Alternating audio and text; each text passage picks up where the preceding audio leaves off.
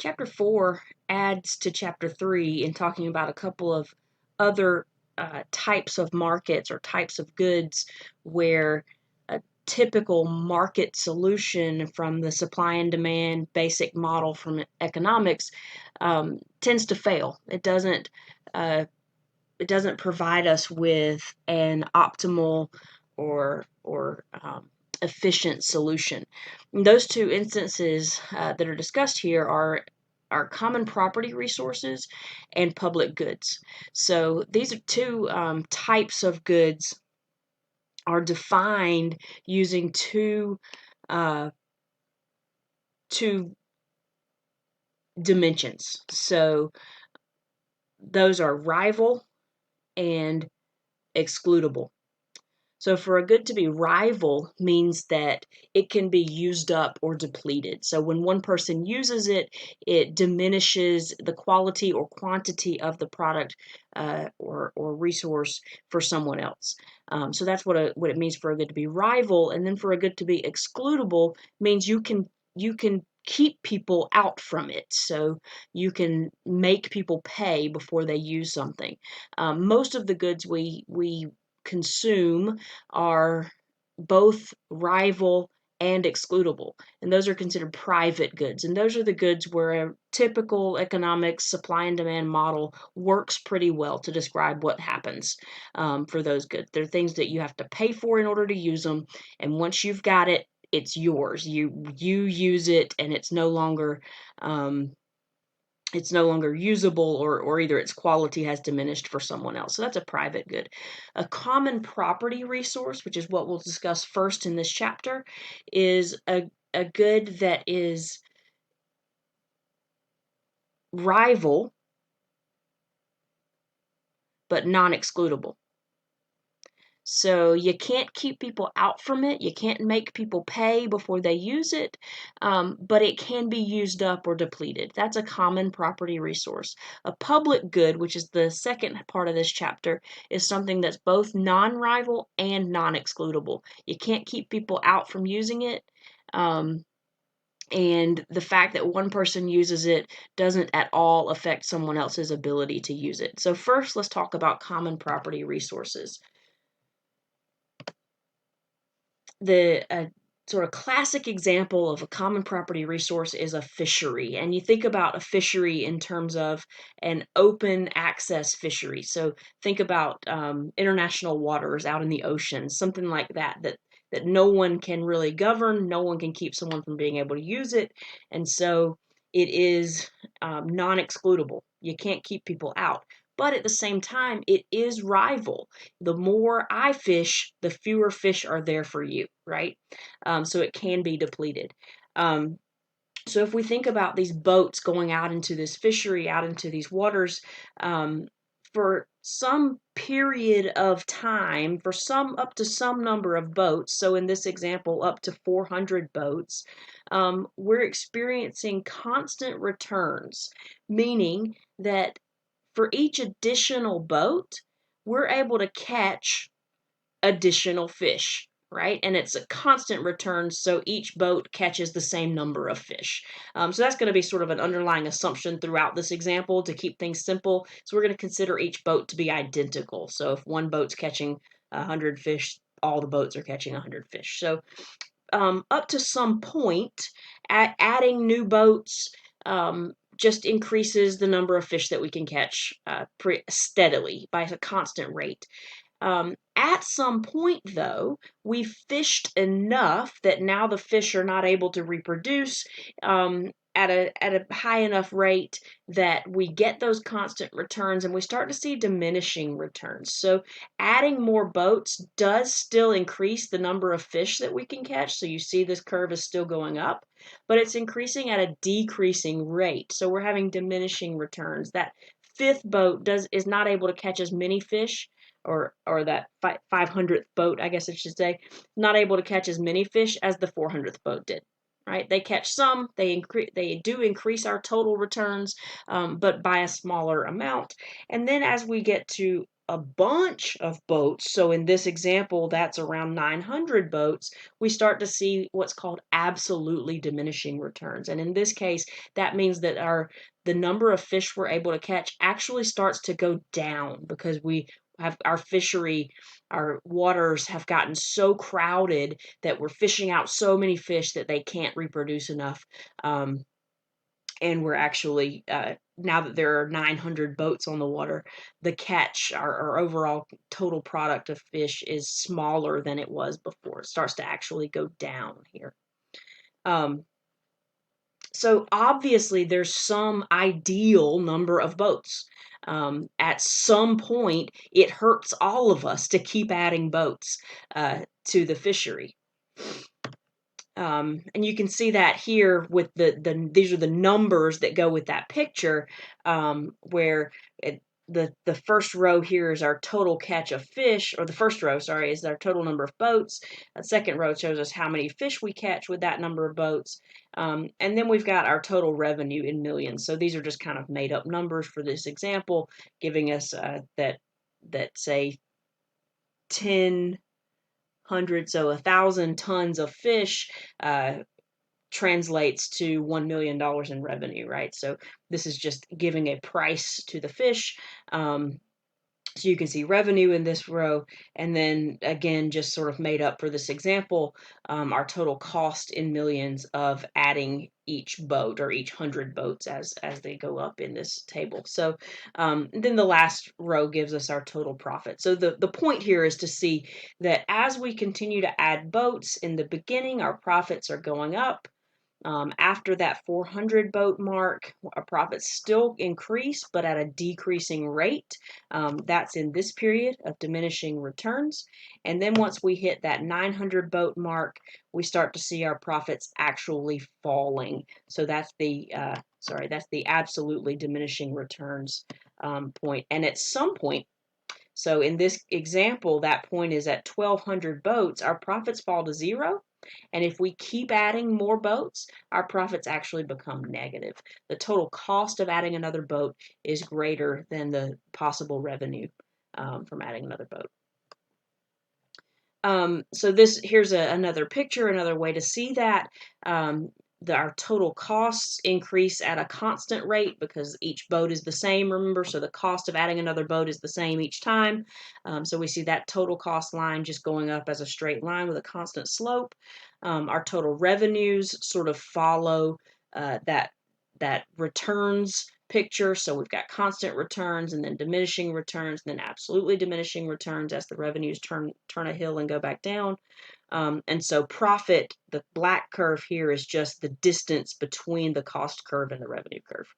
And you see that distance is maximized. So our total profit is maximized at this point, at about 650 boats, right?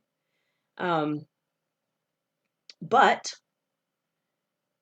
the market is not going to stop there. Because this is a common resource. So because we have open access, if a new company sees that there are profits to be made in fishing in these waters, then there's nothing to stop them from entering the market.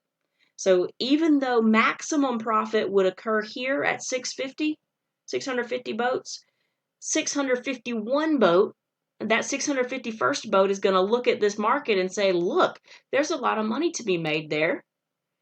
I'm going to go into this market, right? So you end up, if you want to think about what's going to happen in this market, you really need to think about it from an individual fisher's perspective, because the individual fisher is only thinking about himself, not thinking about the entire common resource, not thinking about the whole world, or doesn't really consider his competition out there. And these are the numbers that the individual fisher is looking at, is if with this number of boats on the water, here is my revenue per boat, here's my cost per boat, and here's my profit per boat. And that's what's key. If I know that adding another boat will be profitable, then why not add another boat? right? So this is thinking about a new company. There's nothing to keep the new fisher from coming into the waters. And if that new fisher sees that, hey, adding a boat will be profitable, then that new fisher will come in, right? And so the actual where we will end up in this case is we'll end up with 1,200 boats on the water, right? Because if there are fewer than 1,200 boats on the water, there's still somebody out there who's going to look at this situation and say, there's still profit to be made, and is going to come into the market, right? And so people will keep coming into the market as long as there's profit to be made, and then we'll stop. Right, so we'll stop at the 1,200. We won't go to 1,300. If that next person tries to come in, they'll notice profits go down, and people will start leaving the market once profits are negative. Right, so this picture sort of sums everything up. Where would be the best place to stop? The efficient outcome for this market would be if we stopped at 650, right? And that's actually the place where marginal revenue equals marginal cost. That's the place where profits are maximized. But the problem is that each individual fisher isn't thinking about the entire market. They're not thinking about overall marginal revenues, marginal costs. They're thinking about their own revenues versus costs. And so they're looking at average revenue, right? What's the average revenue? What's the revenue of that next boat? And as long as the revenue of that next boat, average revenue for adding another boat, is higher than the cost of adding that boat, they're going to keep entering. People will keep entering the market as long as average revenue is higher than marginal cost, even though we're actually diminishing overall profits in the market, because we're increasing my profit, right? So it's about my profit, not the overall profit. So as long as it's profitable to add one more boat, there is an incentive to do that, and we'll end up at this open access equilibrium instead of at the efficient outcome. How do we solve that problem? Um, the answer is policy. So there are a couple things you can do. One, and your book will address some of these options. One, you can charge a fee for people to fish on waters, which is what we do in waters that aren't like international waters.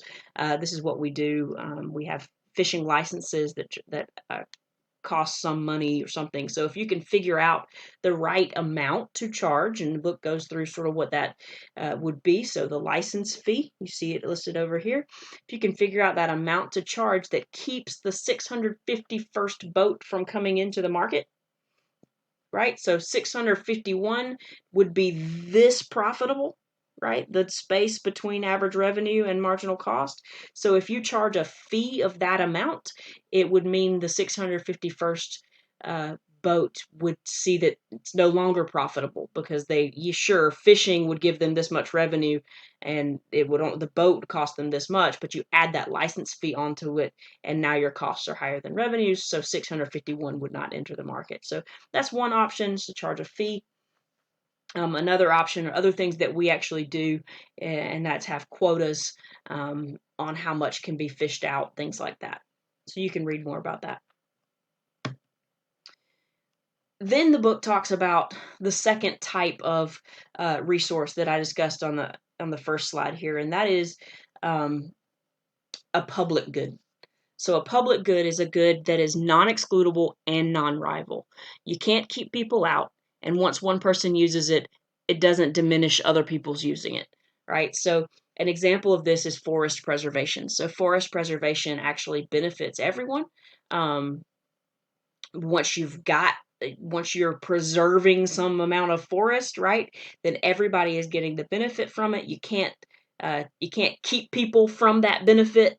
The oxygen is being emitted for everyone, right, and the carbon dioxide is being drawn back in for everyone. So you can't keep people from that benefit. You can't say you must pay in order to get the benefit from this forest. So in that way, it's non-excludable. It's also non-rival. The fact that I am enjoying the benefits of the forest does not keep you from enjoying the same benefits of the forest. So forest preservation is a public good. And this graph here, though, shows that different people may have experience different levels of benefit from that public good. So in this example, Doug has a higher marginal benefit from the forest than Sasha does. Maybe Doug is a hunter, maybe Doug really enjoys bird watching, something like that. And so his benefit from the forest is higher than Sasha's is. And when we add their two marginal benefit curves, we get the social benefit curve. The problem with a public good is that your marginal benefit curve is not the same as your willingness to pay.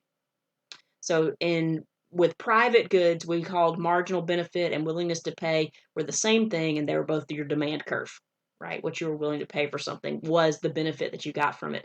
With a public good, you're not necessarily willing to pay the entire amount of the benefit because you know that it will still be there for you even if you don't pay for it. So we end up with problems like a free rider problem where why should I pay if it will be there for me even if I don't?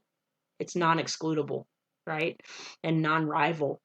Someone else is not going to use it up. I'm going to get to use it whether I pay or not.